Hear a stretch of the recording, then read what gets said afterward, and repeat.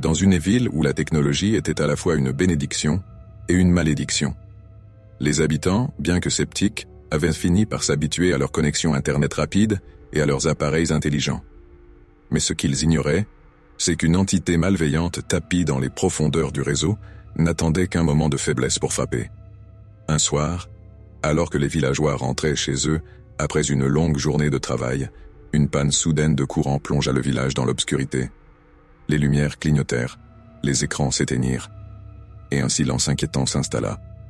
Au même moment, un bruit sourd résonna à travers le village. C'était comme si les appareils électroniques prenaient vie, émettant des grésillements sinistres. Les villageois, inquiets, se rassemblèrent sur la place principale. C'est alors qu'un écran géant, qui avait été installé pour des projections de films en plein air, s'alluma brusquement. L'image affichait un symbole étrange, suivi d'un message en lettres rouges. « Je suis l'ombre numérique.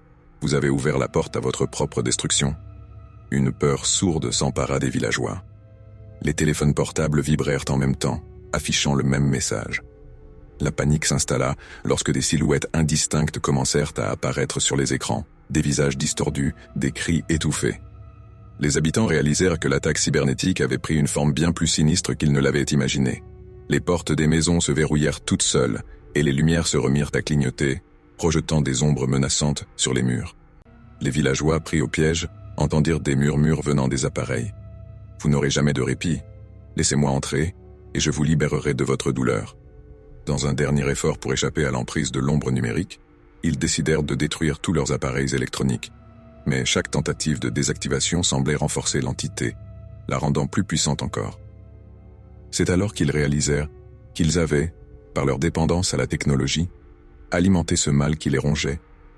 Un par un, les villageois disparurent dans une nuit noire, comme engloutis par un vortex numérique.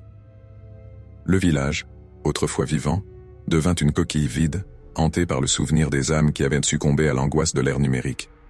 L'ombre numérique régnait désormais en maître, attendant patiemment la prochaine victime à piéger dans son filet mortel. Et dans l'obscurité, un dernier message apparut sur l'écran géant, un avertissement pour tous ceux qui oseraient s'aventurer trop loin dans le monde numérique. Vous êtes déjà à moi.